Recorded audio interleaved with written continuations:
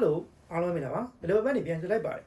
ဒါဒီနေ့ Bradley Barcola ကိုစတင်ပြီးကန်လန်းလိုက်တယ်ဆိုတော့ report တစ်ခုတက်လာခဲ့ပေါ့နော်အဲ့တော့ကျွန်တော်ကလက်ရှိဒီ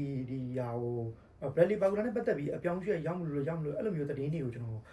အများကြီးရိုက်ပြီးသွားပြီဗျာအဲ့တော့ Bradley Barcola ကျွန်တော်လီဗာပူးအသင်းအတွက်လိုအပ်လားဆိုတာနဲ့ပတ်သက်ပြီးတော့အနေငယ်လေးဒါညီကိုနဲ့ဆွေးနွေးကြည့်ချင်တယ်ပေါ့နော်အဲ့တော့ကျွန်တော် Bradley Barcola ကိုဒါဒီနေ့ကပေါင်တန်း100ကျော်လောက်နဲ့ကျွန်တော်ကန်လန်းတာတန်း100ဝန်းကျင်နဲ့ကန်လန်းတယ်အဲ့တွင်ကြီးတော့မပါသေးဘူးနော်အဲ့တော့ပြောမှဆိုလို့ရှိရင်အဲ့တွင်ကြီးပါလာတယ်ဆိုလို့ရှိရင်တန်း120လောက်ထိတော့ဖြစ်သွားနိုင်တယ်ဆိုပြီးတော့လဲ report တွေမှာထည့်ရေးထားတယ်အဲ့တော့ PSG တင်းကတော့ပေါင်တန်း145တန်းလိုချင်တာဒါပေမဲ့လီဗာပူးအသင်းကအဲ့လောက်ပမာဏပေးဖို့တော့စီစဉ်မရှိဘူးဆိုပြီးသိရတယ်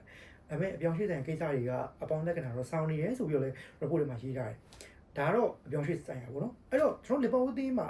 Bradley Barcola လိုအပ်လားပေါ့နော်အဲ့ဒါပတ်သက်ပြီးနောက်တစ်ခုခွန်းနေတော့စဉ်းစားကြည့်အောင်ကျွန်တော်အသင်းအတွက် Bradley Barcola ကကျွန်တော်အနေနဲ့တော့မလိုအပ်ဘူးလို့ကျွန်တော်မြင်တယ်ဘာလို့လဲဆိုတော့ဒီသမားကဘေဂျန်ကိုအထူးသဖြင့်ကစားတဲ့သမားတယောက်ညာချမ်းကစားနိုင်မှာမဟုတ်ကစားနိုင်ဒါပေမဲ့ကျွန်တော်လက်ရှိမှာဒီတော့ main ပေါ့နော်200တီ300တီဒါလိုင်းယွန်မောင် PSG မောင်ဆော့ခဲ့တယ်အဲ့တော့ဘေဂျန်မှာဆော့ခဲ့တာညာချမ်းမှာဆော့ခဲ့တာမဟုတ်ဘူးညာချမ်းမှာလည်းကောင်းနိုင်သေးတယ်ဒါပေမဲ့ဘေဂျန်တော့ကျွန်တော်မကောင်းနိုင်ဘူးเนาะအဲ့တော့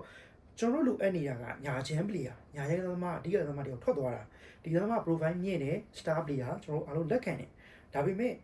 ဟိုလို star player တွေအများကြီးခေါ်ပြီးတော့ကျွန်တော်တို့လီဗာပူးအသင်းမှာအသုံးမတည့်တဲ့သမားတွေတွေ့လာဟုတ်တယ်အဲ့ဒါမှအဲ့တော့ကျွန်တော်ကပြောမှလို့ရှိရင်ညာချမ်းလိုအပ်နေရဖြစ်တဲ့အတွက်အဲ့လိုပေါင်တန်း100သုံးမဲ့သူပြောမှဆိုဗျာမင်တက်နဲ့နေတိုကိုကျွန်တော်တို့တန်း100လောက်နေပါသုံးပြီးတော့ခေါ်လိုက်ရင်ရောဒါမှမဟုတ်လို့ရှိရင်နေတိုတို့လိုဒါမင်တက်တို့လိုသမားခေါ်ပြီးတော့ Premier League proven ကစားသမားတယောက်ခေါ်ပြီးတော့ကျွန်တော်ကွင်းလေဒါဝန်တန်တို့လိုကစားသမားမျိုးခေါ်လိုက်ရင်ရောနောက်တန်းကောင်းတယောက်ခေါ်လိုက်ရင်ရောကျွန်တော်ဘယ်လိုနေလဲပေါ့နော်အဲ့ဒါကတော့ပို့ပြီးတော့အဆင်ပြေမယ်လို့ကျွန်တော်မြင်တယ်အဲ့တော့ပြောမှဆိုလို့ရှိရင်ကျွန်တော်ဘယ်ချမ်းမှာဆိုလို့ရှိရင်ဗျာကစားသမားတွေအများကြီးပြုံနေ Frodian ပဲစော့နိုင်တယ် Isak ကျွန်တော်စော့နိုင်တယ် Ikitiki စော့နိုင်တယ် Capo စော့နိုင်တယ် Rio Engemu ကစော့နိုင်တယ်အများကြီးစော့နိုင်တယ်ညာချမ်းမှာကျွန်တော်ဘယ်သူစော့နိုင်လဲကျွန်တော်တို့အီလီယောရှိမယ်နော်အီလီယောမရောအောင်ကျွန်တော်အီလီယောရှိမယ်ဒါနောက်တစ်ယောက်ကတော့ဒါဗီတာမင်တော့စောင့်နိုင်တယ်ပြီးတော့ဒါပြောမှဆိုဆိုဘိုဆိုင်တစ်ခါတလေပေါ့နော်ဆိုဘိုဆိုင်ကmain ကျွန်တော်တို့မတန်လို့စောင့်ပို့ပြီးကောင်းနိုင်တဲ့သမားတယောက်ဗျာအဲ့တော့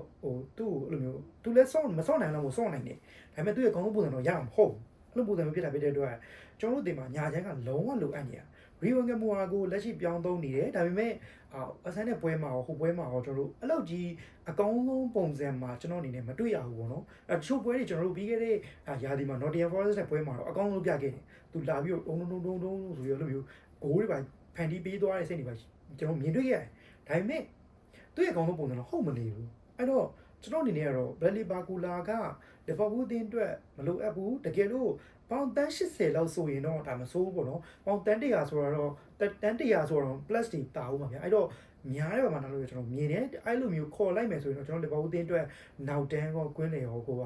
ကျွန်တော်တို့အတွက်ရဖို့အတွက်နည်းနည်းလေးခက်ခဲဖြစ်သွားမယ်လို့တော့ကျွန်တော်မြင်မိတယ်ပေါ့နော်အဲ့တော့ကျွန်တော်နေရတော့ Bradley Barcola ကမလိုအပ်ဘူးညီကိုနေရအောင်ဘယ်လိုမြင်ကြ Bradley Barcola လိုအပ်တယ်လို့မြင်ကြလားအဲ့ဒါမှဒီကုန်းမဝင်ဆွေးနွေးကြပါတယ်ဒီဗီဒီယိုလေးကိုသဘောကျရင် like and follow လုပ်လို့လည်းမေတ္တာရက်ကြပါတယ် YouTube ကြည့်တဲ့ညီကိုတွေနဲ့လည်း subscribe လုပ်လို့မေတ္တာရက်ကြပါတယ်အားလုံးကျေးဇူးများတင်ပါတယ်